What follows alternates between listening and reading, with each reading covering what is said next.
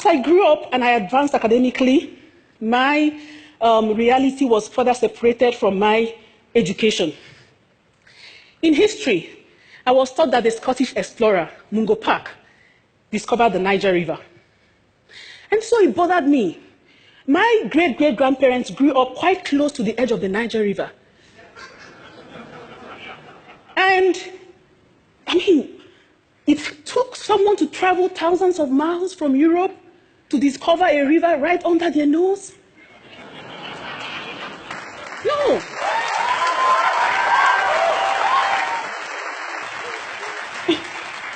What did they do with their time? Playing board games, roasting fresh yams, fighting tribal wars. I just knew my education was preparing me to go somewhere else and practice and give to another environment that it belonged to. It was not for my environment where I grew up. And this continued, this philosophy undergirded my studies all through the time I studied in Africa. It took a lot of experiences and some studies for me to begin to have a change of mindset. And I will share a couple of the remarkable ones with us. I was in the United States in Washington, D.C., studying towards my doctorate. And I got this consultancy position with the World Bank Africa region. And so I remember one day, my boss, we were having a conversation about, on some project. And he mentioned a particular World Bank project, a large-scale irrigation project that cost millions of dollars in Niger Republic that was faltering sustainably. He said this project wasn't so sustainable, and it bothered those that instituted the whole package.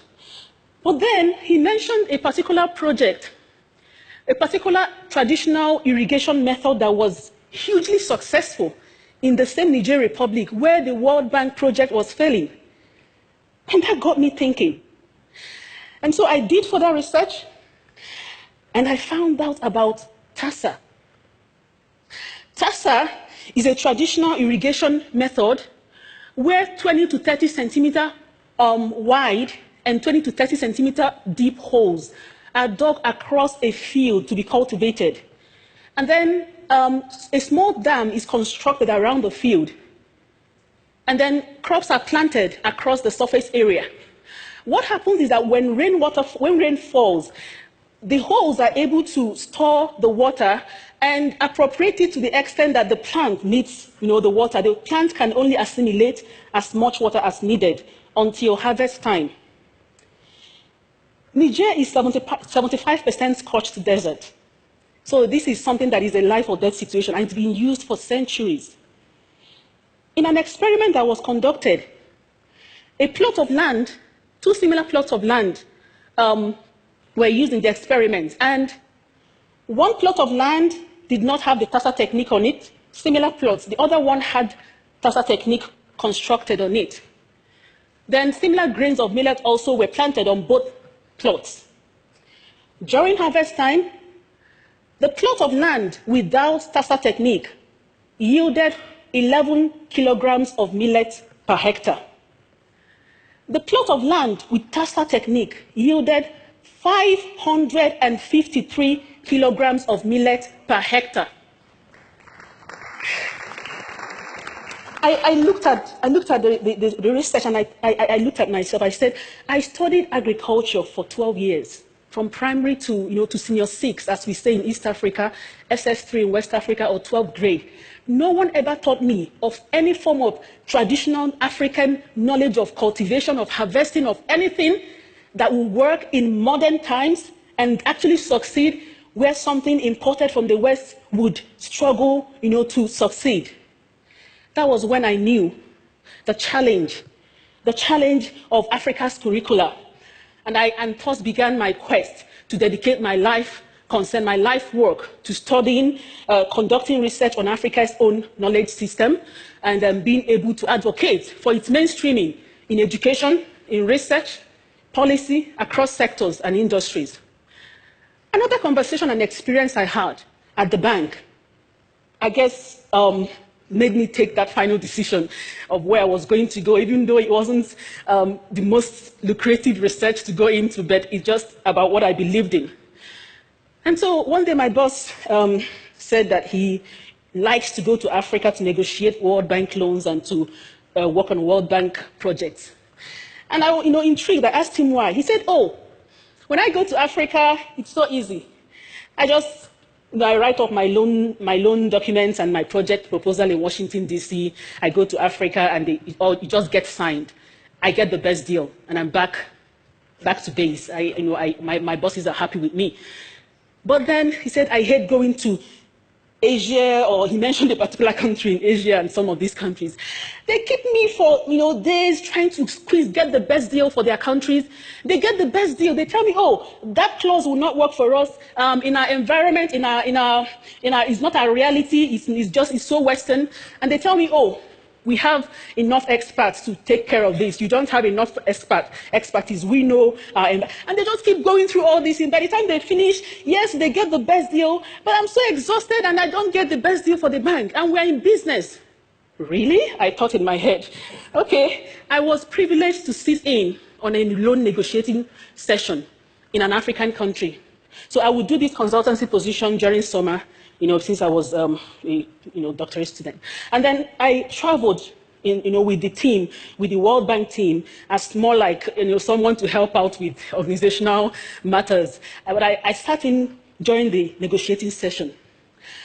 I had mostly Euro-Americans, with me from Washington, D.C. And I looked across the table at my African brothers and sisters. I could see intimidation on their faces. They didn't believe they had anything to offer the great-great-grandchildren of Mungo Park. The owners of Apple in A is for Apple. They just sat and watched and, oh, just give us, let us sign. You own the knowledge, you know it all. Just, where do we sign? Show us, let us sign. They couldn't even, they had no voice. They didn't believe in themselves. Excuse me. And so, I have been doing this for a decade. I have been conducting research on Africa's knowledge system, original, authentic, traditional knowledge. In the few cases where this has been implemented in Africa, there has been remarkable successes recorded. I think of Gachacha.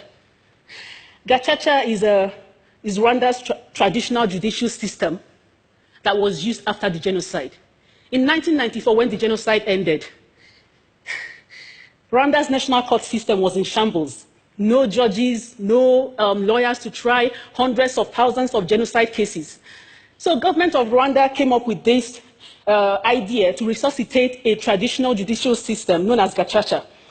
Gachacha is a community-based judicial system where community members come together to elect men and women of proven integrity to try cases of crimes committed within these communities.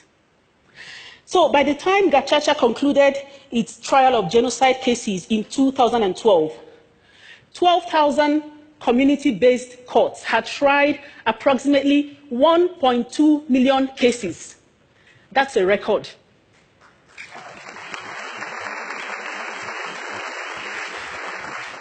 Most importantly is that Gachacha emphasized Rwanda's traditional philosophy of reconciliation and reintegration, as against the whole punitive and banishment idea that undergirds present-day Western styled, and not to compare, but just to say that it really emphasized Rwanda's traditional method of philosophy. And so it was Mwalimu Julius Nyerere, former president of Tanzania, who said that you cannot develop people. People will have to develop themselves. I agree with Mwalimu. I am convinced that Africa's further transformation, Africa's advancement, rests simply in the acknowledgement, validation, and mainstreaming of Africa's own traditional, authentic, original, indigenous knowledge in education, in research, in policymaking, and across sectors. This is not going to be easy for Africa. It's not going to be easy for a people used to being told how to think, what to do, how to go about it. A people long subjected to the intellectual guidance and direction of others, be it the colonial masters, aid industry, or international news media. But it is a task that we have to do to make progress. I am strengthened by the words of Joseph Shabalala, founder of the South African Choral Group, Lady Smith Black Mambazo, He said that the task ahead of us can never, ever be greater than the power within us. We can do it. We can unlearn looking down on ourselves. We can learn to place value on our reality and our knowledge. Thank you, Asante San. Thank you. Thank you.